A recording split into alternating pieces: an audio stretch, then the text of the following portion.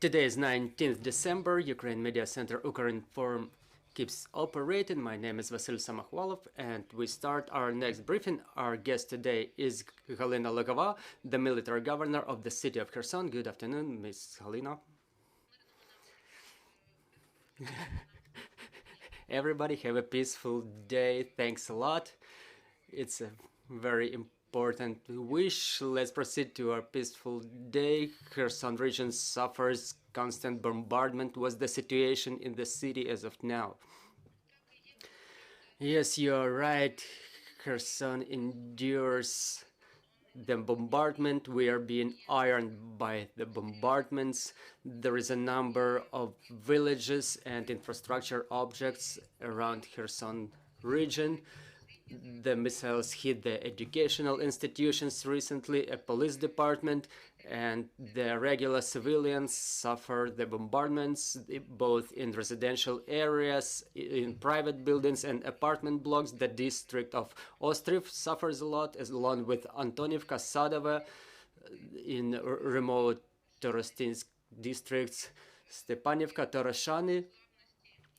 Resilience stations were hit by enemy shells. Those resilience points were the only places people could recharge their gadgets get heated. The situation is quite tense. The infrastructure installations are being hit in a way that the enemy bombards the thermal power stations so that the whole districts stay without heat supplies. So last week,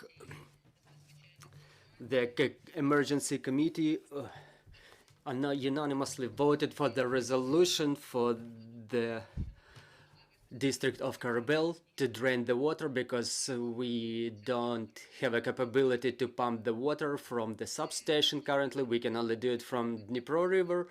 However, our employees cannot make a single step there because the district is being bombarded by MLRS, mortars, and cannon artillery. That's why our personnel cannot operate there. And only as soon as the situation becomes more quiet, we will be capable of repairing the substation and pump the water. So that was the only right resolution we could take today because the freezing temperatures are coming, and obviously there are people left in that area, 700 to 800. It's a very densely populated area.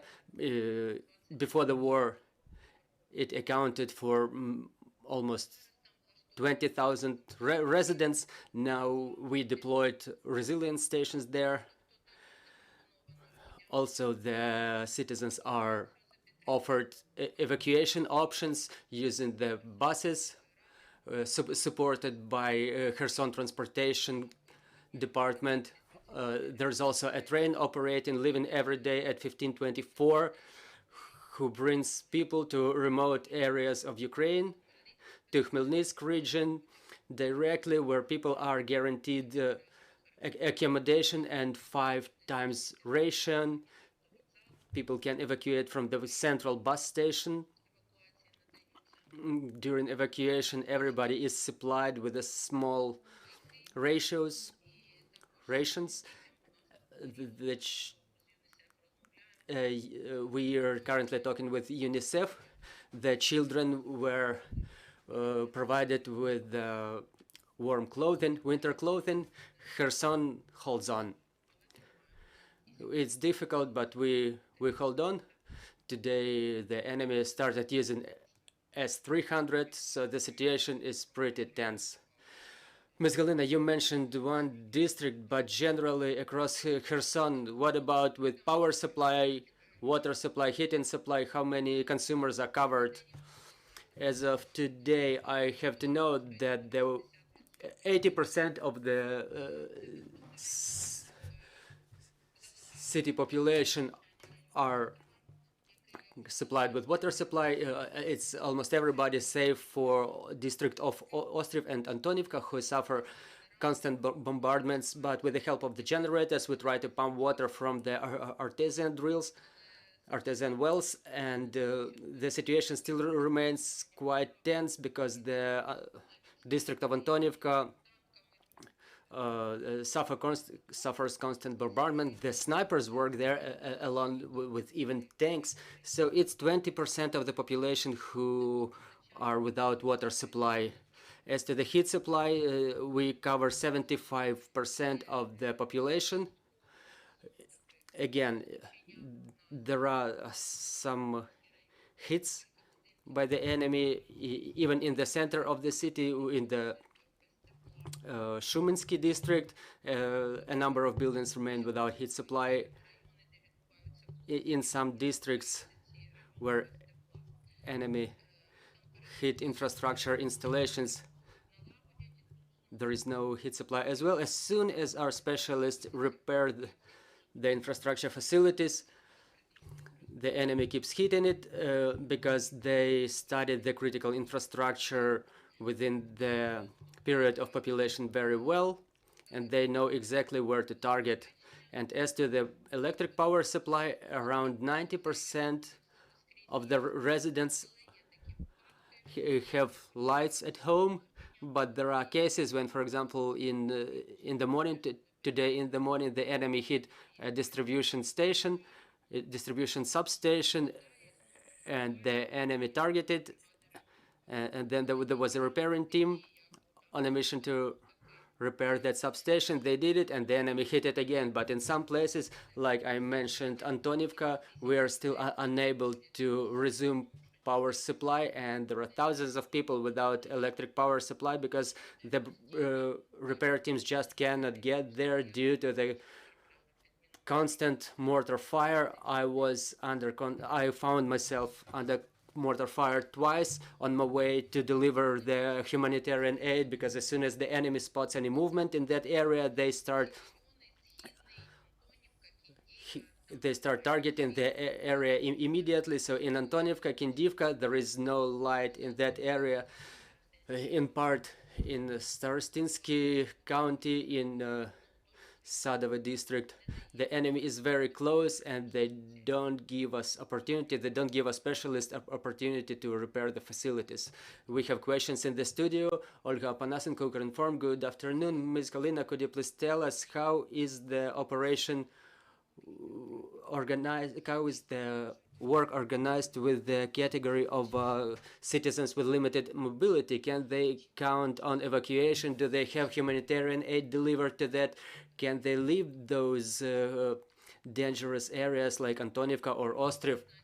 Well, I have to know that with the support of the Red Cross, we evacuate the people with limited mobility. But I have to mention too that we have 3 district councils, Korabelna, Suvorivska, and Dniprovska, which organized the territorial centers for support of the residents with limited mobility.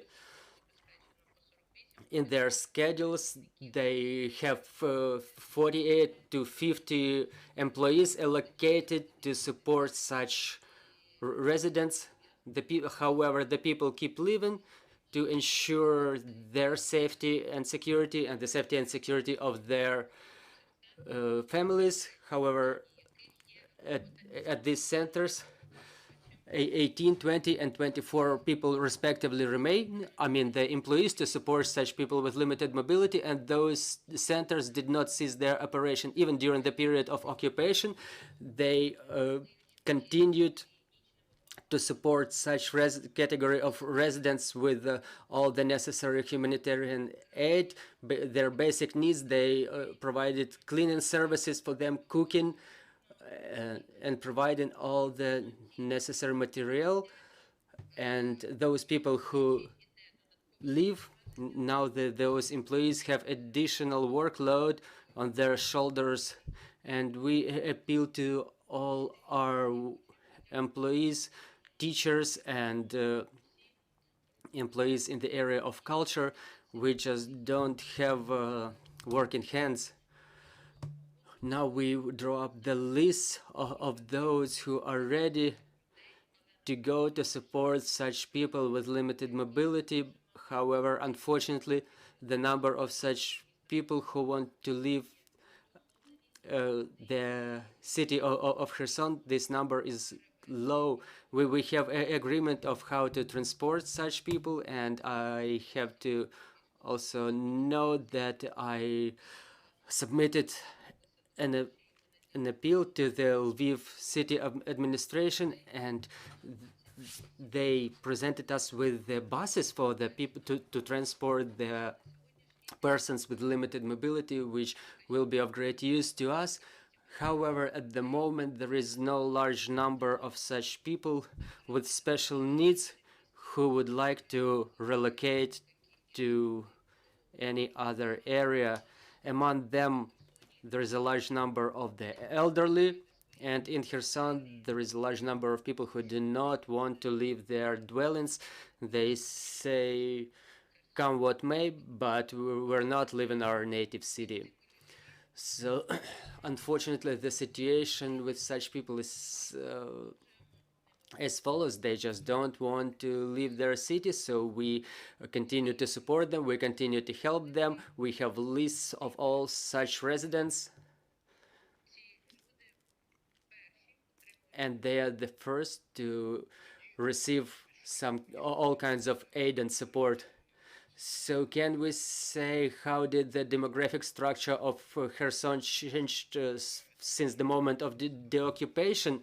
The people come back or the people leave mostly? What's the situation in this regard? As of 24th of February, 333,000 people lived in Kherson regional community.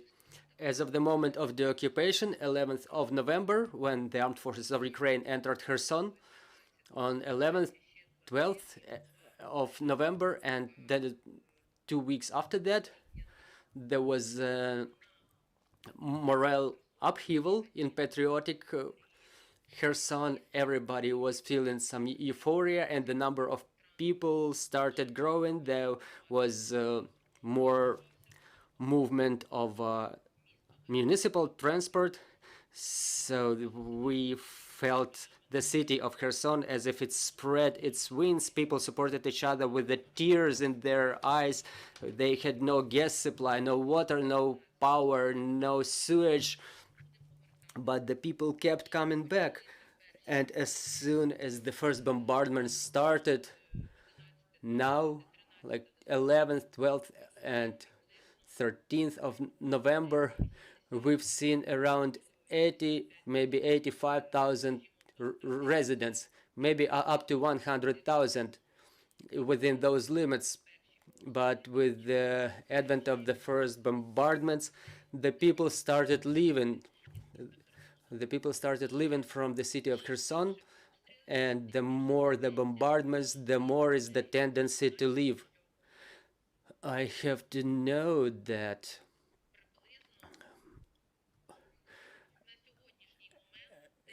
at this moment, approximately from 50 to 120 residents leave Kherson on a daily basis. All right, we understand. So the last question is the children. Do we have an understanding of the number of the children who remain in the city? Or how are they engaged in the education process? We have our education process organized on a remote basis. We made it, no matter the obstacles put for us by the enemy.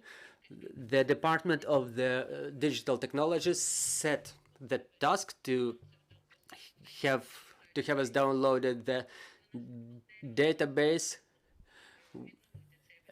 The occupiers stole it from us, but we were able to download it again. And I submitted a letter to Mr. Klitschko to have the mayor of Kyiv to have the premises allocated for us. We hired new accountants and the other relevant specialists. So we set up the education process on a remote basis. There are teachers who remain in Kherson. They are on standby. And there are teachers who work remotely, risking their lives. But no single participant of the education process did not is not left without education services. We have individual training, individual education, as contemplated by the law of Ukraine in force. The education services are being provided, and the employees of the education area keep receiving their salaries. Thank you very much for this information. Joining us was Halyna Luhova, the military governor of the city of Kherson, just told us about the situation in Kherson. Our next briefing is at 15:30. We will be talking to Alexander Starov, the military governor of Zaporizhia region. See you shortly.